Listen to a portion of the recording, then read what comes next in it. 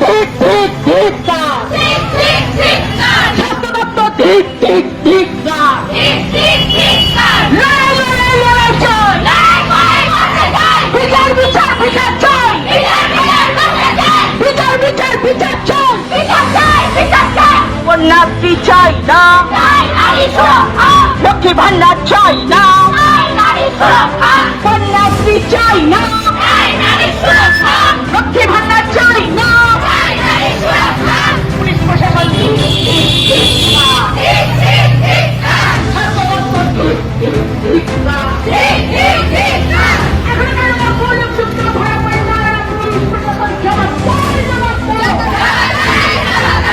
এই দিদিমণির চাকরি আদৌ থাকবে তো? এই দিদিমণিকে বদলি করে দেওয়া হবে না তো? এই দিদিমণির বিরুদ্ধে রাজ্য সরকার শিক্ষা দপ্তর কড়া পদক্ষেপ নেবে না তো? কারণ আছে বন্ধুরা, যেভাবে এই দিদিমণি ছাত্রীদেরকে নিয়ে পথে নেমেছেন এবং সরকারের বিরুদ্ধে স্লোগান দিচ্ছেন, তাতে কিন্তু এই ভিডিও যদি সরকারের নজরে আসে তাহলে কিন্তু ভয়ঙ্কর বিপদে পড়তে পারেন এই দিদিমণি। এটা কোন স্কুলের ঘটনা সেটা আমার জানা নেই, এই দিদিমণির নাম কি সেটাও আমার জানা নেই। বন্ধুরা, যদি আপনারা এই দিদিমণির নাম জেনে থাকেন কিংবা এই স্কুলের নাম জেনে থাকেন তাহলে অবশ্যই কমেন্ট বক্সে লিখে জানাবেন।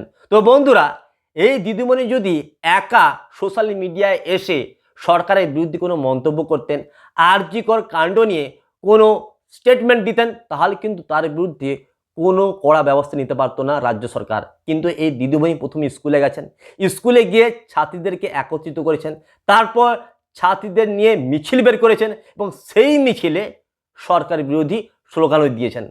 কখনো তিনি বলছেন লক্ষ্মী ভাণ্ডার চাই না, কখনো তিনি বলছেন কন্যাশ্রী চাই না, এবং সরাসরি মুখ্যমন্ত্রী মমতা বন্দ্যোপাধ্যায়কেও আক্রমণ করেছেন।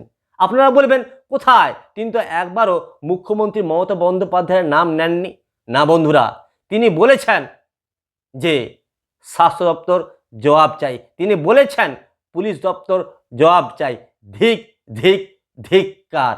সুতরাং সরাসরি স্বাস্থ্য দপ্তর এবং পুলিশ দপ্তরকে আক্রমণ করেছেন এই দিদিমণি, সঙ্গে ছাত্রীদেরকেও স্লোগান দিতে বলেছেন। এই দিদিমণি সরাসরি মুখ্যমন্ত্রীকে টার্গেট করেছেন, কারণ এই স্বাস্থ্য দপ্তর এবং পুলিশ দপ্তর মুখ্যমন্ত্রী মমতা বন্দ্যোপাধ্যায়ের আন্ডারে। সুতরাং মুখ্যমন্ত্রীকে সরাসরি আক্রমণ করেছেন এই দিদিমণি।